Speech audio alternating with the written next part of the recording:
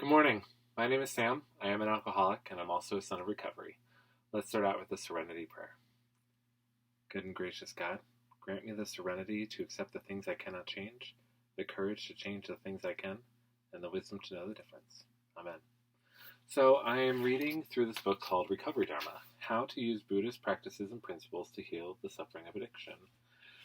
Today I am going to read the second, third, and fourth Noble Truth. Yesterday we did read through the first, but these are a lot shorter. So, the second Noble Truth, the cause of suffering. As people who have become dependent on substances and behaviors, we've all experienced a sense of failure and hopelessness that comes from trying and failing to let go of our fixations. Addiction itself increases our suffering by creating a hope that both pleasure and escape can be permanent. We go through this suffering again and again because substances or behaviors can only give us temporary relief in our pain or unhappiness and our lost or damaged sense of self. Our refusal to accept the way things are leads to wanting or craving, which is the cause of suffering. We don't suffer because of the way things are, but because we want or think we need those things to be different. We suffer because we cling to the idea that we can satisfy our own cravings while ignoring the conditions of the world around us. Above all, we cling to the idea that we can hold on to impermanent and unreliable things that can't ever lead to real satisfaction or lasting happiness without experiencing the suffering of one day losing them. Clinging to impermanent solutions for suffering results in craving. We experience craving like a thirst, an unsatisfied longing, and it can become a driving force in our lives. If craving goes beyond simple desire, which is a natural part of life, it often leads us to fixation, obsession, and the delusional belief that we can't be happy without getting what we crave.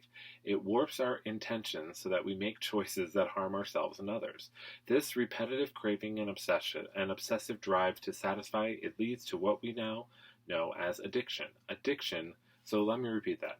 This repetitive craving and obsessive drive to satisfy this repetitive craving and obsessive drive to satisfy it leads to what we now know as addiction.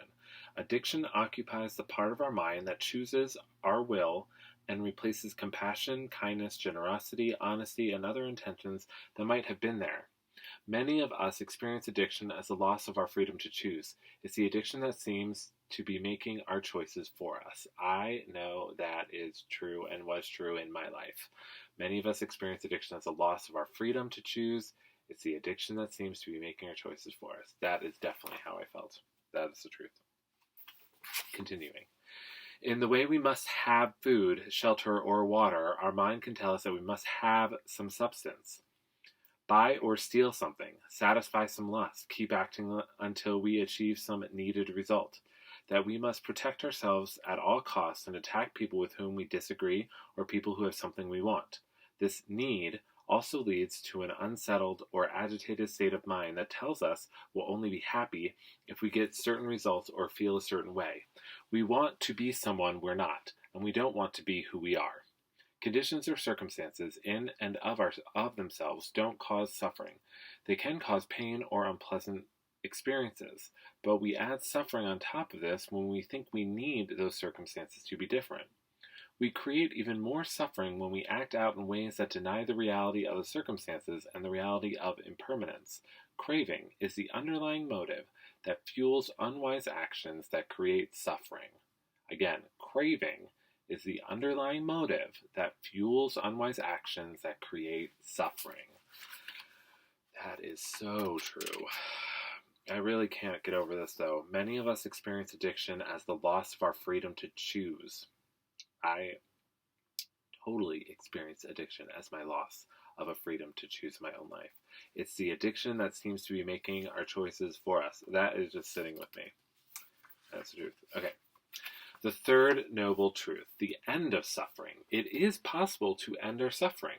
When we come to understand the nature of our craving and realize that all our experiences are temporary by nature, we can begin a more skillful way to live with the dissatisfaction that is part of being human. We don't need to be torn apart by our thoughts and feelings that say, I have to have more of that, or I'll do anything to get rid of that. The third noble truth is that the end of craving is possible. Each of us has the capacity for recovery. We are responsible for our own actions and for the energy we give our thoughts and feelings. This means we have control over our own suffering because the unpleasant emotions take place within us. We create them through our response to experience. We don't need to depend on anyone or anything else to remove the cause of our suffering. We may not be able to control anything out there, but we can learn to choose what we think, say, and do. I'm going to repeat that one too. We may not be able to control anything out there, but we can learn to choose what we think, say, and do.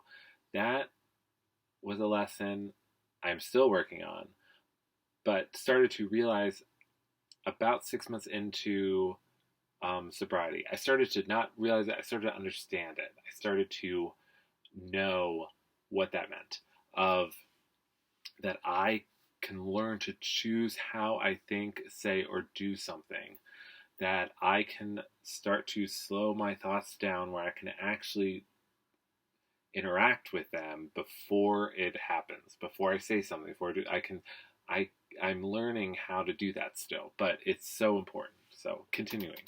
We come to understand that if our thoughts, words, and actions are driven by greed, hatred, or confusion, we are creating suffering. And so, if we let go of these actions, we can avoid suffering in the future. We can choose to give up the causes of disturbing and unpleasant emotions, knowing that virtuous actions result in happiness and unvirtuous actions result in suffering. This, and I often think of that as karma. The more good you put out there, the more good's going to come back. If you put out a lot of junk, that's also going to come back.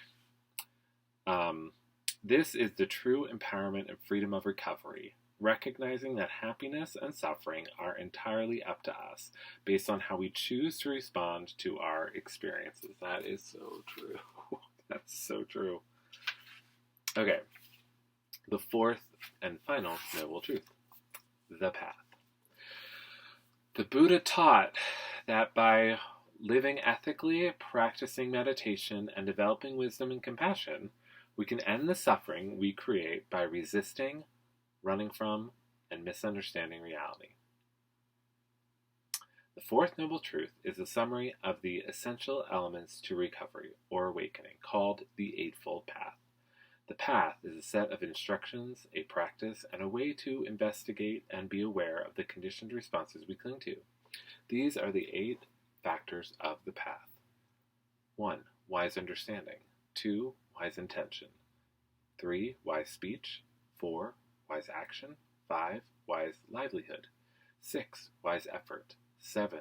Wise mindfulness. And 8. Wise concentration. These 8 factors can be broken down into 3 groups: the wisdom group of wise understanding and intention, the ethics group of wise speech, action, and livelihood, and the concentration group of wise effort, mindfulness, and concentration. Each of us will understand and practice each aspect of this Eightfold Path in our own way. Very similar to the 12 steps. Each of us, and think of that, each of us will understand and practice each aspect of the 12 steps in our own way. Or each of us will understand and practice each aspect of this Eightfold Path in our own way. We develop our wisdom, ethical practice, and concentration as far as we can in any given moment. As we come to a deeper understanding of the 4 noble truths, we're able to bring more effort and concentration to letting go of our greed, hatred, and confusion. Our ethical development will cause us to reflect more deeply on the sources of our unwise actions. The Eightfold Path is a way of life that each of us follows and practices to the best of our current understanding and capacity. The path is not a religious journey and has nothing to do with belief, prayer, worship, or ceremony. It's a guide to practice and a road that leads to a deep experience of the noble truths. And those were the second, third, and fourth noble truth. So, tomorrow we will begin reading about the Eightfold Path.